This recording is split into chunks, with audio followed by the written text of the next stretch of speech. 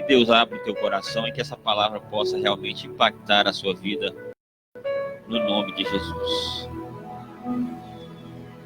Romanos 5, capítulo 20, que diz assim: veio, porém, a lei para que a ofensa abundasse, mas onde o pecado abundou, superabundou a graça de Deus. Amém, meus queridos? Quando o pecado entrou no homem através de Adão, toda a raça humana foi contaminada com esse pecado. Em Romanos 5:12, mas um pouco antes do que nós lemos agora, diz que por um homem o pecado entrou no mundo. O pecado, querido, é como uma doença que começa, uma doença crônica que começa a aumentar a gravidade. A tendência é se multiplicar cada vez mais, porque, como diz lá em Romanos 3:23, porque todos pecaram e destituídos, ou seja, separados estão da glória de Deus. Então o pecado é como uma doença crônica, e vai se multiplicando, vai se deteriorando e piorando a cada vez mais a sua situação. Assim é o pecado. O pecado afasta cada vez mais o homem de Deus, e longe de Deus o homem se torna cada vez mais vulnerável. E é por isso, querido, que nós ficamos debaixo da condenação quando o pecado invade as nossas vidas. E por conta desse pecado, Deus estabeleceu a sua lei e deu a Moisés para mostrar que devemos viver sob o seu poderio. Semana passada, a Irã encerrou a leitura do livro de Números, e ali nós podemos observar ali no programa Sintonia que havia uma organização estabelecida por Deus para que o povo dele andasse em retidão, para que o pecado não viesse tomar conta daquele povo, e Deus estabeleceu leis, estabeleceu ordens para que o povo pudesse seguir. Devido, querido, à lei, há uma revelação que precisamos ser salvos. Então a lei, ela revela o erro para que nós possamos nos redimir e com essa redenção sermos salvos. Mas Jesus mostrou que o mais importante é a atitude do coração, mais importante do que a própria lei. E a atitude desse coração mudando o nosso relacionamento com a lei. Ele, na verdade, não aboliu, mas cumpriu a lei, como diz lá em Mateus 15, a partir do versículo 17. O ato de Jesus, queridos, o Filho de Deus na cruz, foi muito maior do que o ato de Adão, que foi o pecado. Ou seja, o ato da graça de Deus, através do seu Filho Jesus, ali na cruz, foi muito maior do que o ato de Adão com o pecado ali no Éden. Então, onde abundou o pecado, superabundou a graça de Deus. E por isso podemos ter nova vida e sermos livres da condenação. Amém, meus queridos? Em Adão somos condenados e em Cristo somos salvos. Aí está a diferença entre um e o outro.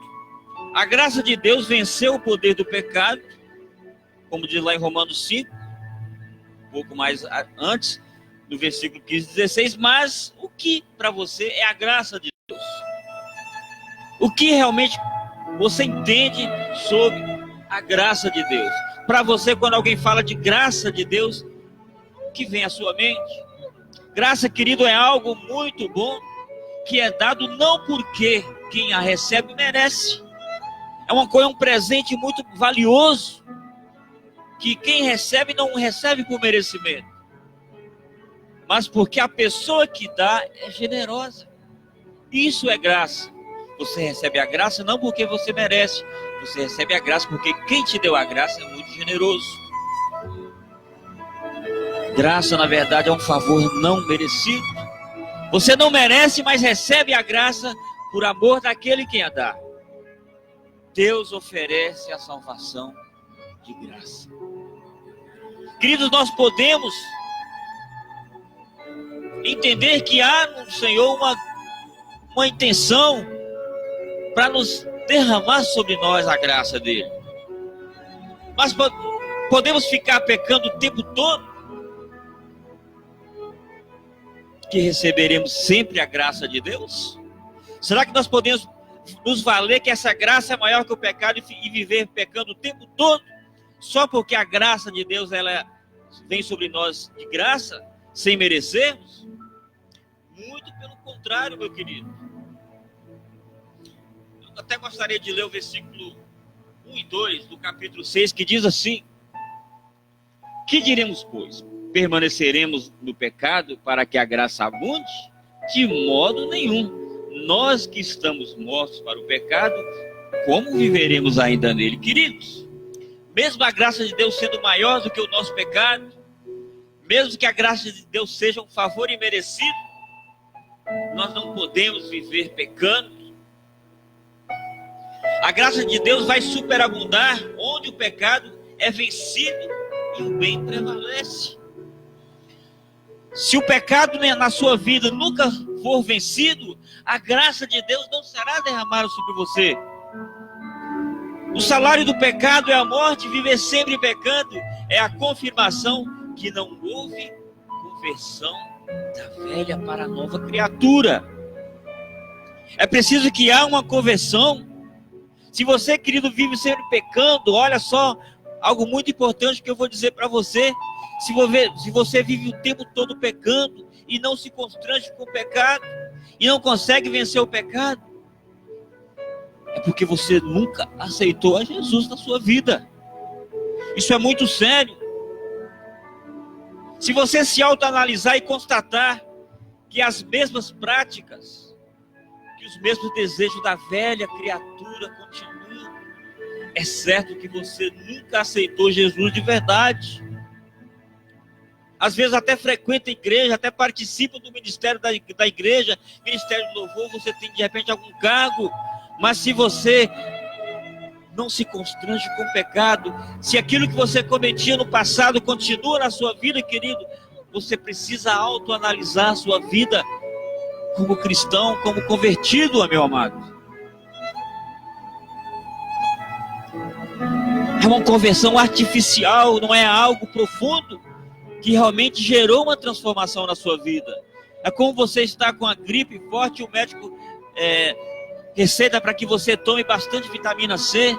Aí você descobre que na laranja tem a vitamina C, mas você compra um pacotinho de suco e faz um suquinho de laranja achando que ali vai ter vitamina C.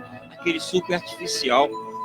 Você não vai encontrar nele os nutrientes da vitamina C. A conversão, queridos, genuína, te deixa constrangido sobre o pecado.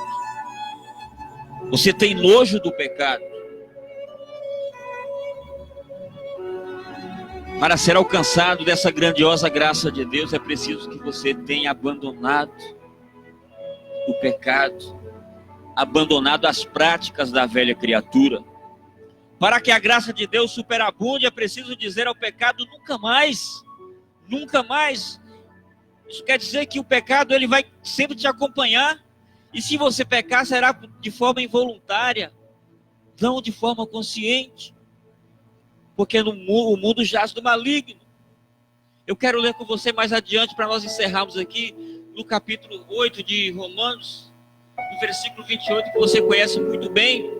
E sabemos que todas as coisas contribuem juntamente para o bem daqueles que amam a Deus, daqueles que são chamados segundo o seu propósito. Queridos, embora a graça seja um favor imerecido, para alcançá-la é preciso entender que todas as coisas contribuem somente para o bem de quem ama a Deus. Aqui nós lemos aqui em Romanos 8, 28, que as coisas contribuem para o bem daqueles que amam a Deus. Quem ama a Deus não ama o pecado. E se você não se constrange com o pecado, você não ama a Deus. E você não é digno de que a graça de Deus te alcance. Deus é amor, meu querido, mas também é justiça. Amar a Deus é ser, no mínimo, grato por Ele ter entregue o seu filho, o seu único filho na cruz, para te livrar desse pecado que te afasta de Deus. Queridos, Deus te ama da forma que você está, mas se as velhas práticas ainda insistem e persistem na sua vida. É preciso você rever essa situação. Ainda há tempo. E convide a Jesus para entrar na sua vida por inteiro, de verdade. Porque Ele terá o maior prazer em fazer isso. Que Deus abençoe essa palavra no teu coração, no nome de Jesus.